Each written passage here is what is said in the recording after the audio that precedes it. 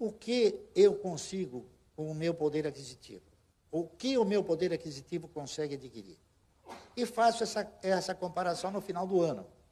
E eu percebo que a diferença que eu tenho como perda é uma diferença de mais de 20%, 25%. Tá certo? Então, essa é a verdadeira inflação, que ela é sonegada de nós, que ela é nos colocada diante de um cristal que não é verdadeiro, tá certo? Então, eu costumo dizer o seguinte: o cidadão que deposita os seus recursos naquilo que a gente interpreta como renda fixa, não é isso? Se ele deposita o seu recurso na poupança, ou então numa outra aplicação qualquer, CDI, enfim, LCA, LCI, e ele recebe 8% no final do ano, e o seu poder de compra, ele se deteriorou mais de 20%, então, com todo respeito, você não aplicou na renda fixa, você aplicou numa perda fixa, tá certo? Essa que é a realidade. Então, o que acontece? As ações, através desta avaliação, desta análise, vocês têm a possibilidade de participar somente com a percepção dos dividendos de percentuais muito superiores àqueles que a renda fixa proporciona. Nós tivemos, por exemplo, só para os senhores terem uma noção verdadeira, as ações do Banco do Brasil, elas, no ano de 2013, elas distribuíram R$ 2,31 entre dividendos e juros. Tá certo? Elas custavam R$ 21. Então, 2,31 significa dizer o quê? Mais de 10%.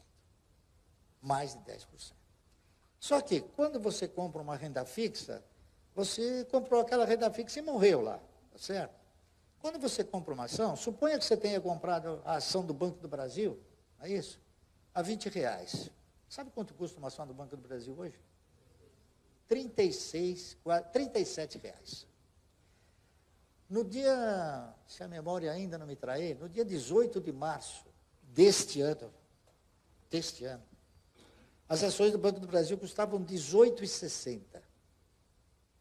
Ela simplesmente dobrou de preço. Então, houve o quê? Houve um resultado de 100%. Então, as ações, elas alimentam essa expectativa. A expectativa de você ter o quê? Uma renda praticamente garantida. Renda essa vinda do quê? De uma receita de dividendos e de juros sobre capital próprio e a perspectiva de uma valorização de mercado, que ela pode acontecer circunstancialmente, independente de fatores econômicos, tá certo? Então, o que eu tento desenvolver, o que eu tento mostrar, é que ninguém deve ter medo de comprar uma ação se ele o fizer com a finalidade de investir, não com a finalidade de especular. Todo cidadão que for entrar no mercado com esta visão especulativa, ele nunca vai conseguir ganhar dinheiro. Ele pode, eventualmente, numa operação, ser bem-sucedida, mas, na sucessão, ele vai ser sempre um perdedor. Tá certo? A única maneira que eu consegui descobrir, utilizando experiência própria, é exatamente essa. É comprar, guardar e reinvestir. Tá certo? Então, é isso aí que eu gostaria de dizer para todos. Legal. Então, vamos lá, vamos ver as perguntas aí. Só o microfone, só. Boa noite. Eu gostaria de perguntar ao senhor Luiz Barsi, como é, então, que ele faz a seleção dos papéis para compor essa carteira previdenciária? Uma vez que o senhor falou que não é baseado no dividend yield, mas lá no início, como é que o senhor separa? Por que o Banco do Brasil é bom. Por que a Eternit é bom? É por pagamento de dividendos somente? Ou tem alguma outra... Não, absolutamente. Você tem um contexto todo a ser avaliado, não é isso? Cada vez que você elege uma ação, você tem um sem número de fundamentos a serem observados. Eu estou citando ações de empresas que a gente já formalizou todos esses fundamentos. Cada empresa tem uma característica, cada empresa ela participa no cenário global de uma forma. Cada empresa tem uma forma de ser. E essa é a análise que você deve desenvolver. Eu diria o seguinte, eleger as empresas é produto de análise, é produto de pesquisa, é produto de avaliação. Então, você tem o quê? Você tem as empresas que oferecem a perspectiva de um bom dividendo. Então, você começa a análise mas uma das coisas que você pode dar início a uma análise é a relação preço-patrimônio, que é o que determina o nível de risco, não é isso? Você pode analisar em relação ao quê? Em relação ao yield, entendeu?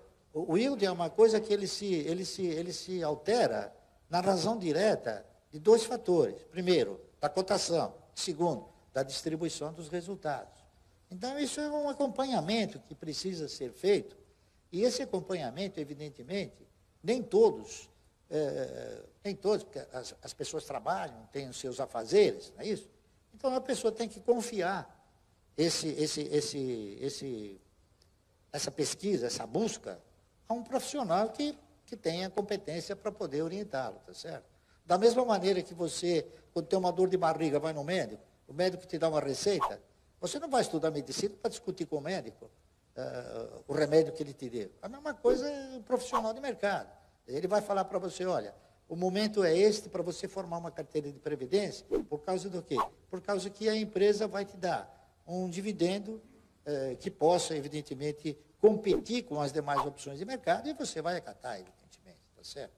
Seria, na crise de 2008, eu sempre mantive 50% em renda fixa, com baixa automática, liquidez diária, para aproveitar as oportunidades. E eu aproveitei a crise de 2008 e acabei comprando esses 50% que eu tinha em renda fixa e migrando para 90% em ações e 10% continuei em renda fixa, esperando algumas oportunidades. Eu li o que o senhor prega em relação a 100% em ação e renda fixa zero. Mas no momento dessa crise, como que a gente deve agir? Por exemplo, alocado 100% em ação, você venderia as ações que caíram muito? Como que você consegue fazer essa realocação da carteira se você não tem, teoricamente, nada em renda fixa para poder aproveitar as pinchichas? E também emendando, qual a carteira ideal que o senhor considera boa? Hoje eu tenho 33 ações. É um número bom, baixo, razoável? É isso. Bom, respondendo à sua pergunta, eu diria o seguinte. A minha renda fixa são as ações. Está entendendo? Eu tenho esta dinâmica, esta visão, e eu faço o seguinte, nem sempre, ao receber dividendos provenientes de uma aplicação, eu tenho a disponibilidade de comprar as ações. Então, mas acontece que esse dinheiro também não é uma batata quente que eu tenho que comprar correndo, você está entendendo? Eu costumo qualificar o seguinte, universalmente, o mercado de ações, ele é considerado como um mercado de risco. Muito bem. Se nós avaliarmos os mercados internacionais mais desenvolvidos, mercados que possuem um universo de aplicadores muito superior aqui do Brasil, nos Estados Unidos, por exemplo, o universo de aplicadores é em torno de 85% da população tem ações. Então, se você for avaliar essa forma de ser, você concluiria o seguinte, o cidadão, quando ele compra um determinado papel, quando ele entra num determinado projeto, ele avalia o seu risco, certo? nesses países desenvolvidos, o cidadão que vai comprar uma ação, ele perpetua todos os fundamentos e após avaliar esses fundamentos, ele acaba concluindo o quê? Bom, eu vou comprar uma ação que o valor patrimonial dela é $1, eu vou pagar $10, porque ela tem um potencial de desenvolvimento, um potencial de resultado, ela tem um histórico de resultados, ela tem um histórico de distribuições. Então, você dimensionou, você definiu um risco, tá certo? Isso dos países desenvolvidos, onde a gente define o mercado como mercado de risco. Acontece que no Brasil, muitas ações, elas são cotadas abaixo do patrimônio, tá certo? Então, eu acho o seguinte, eu acho que o risco, ele começa a produzir os seus efeitos a partir do momento que você compra uma ação acima do patrimônio. Então, o mercado, como o mercado brasileiro de ações, que tem uma gama de papéis, e bons papéis, diga-se de passagem, cotados abaixo ou muito abaixo do seu valor de patrimônio, eu não considero que seja um mercado de risco.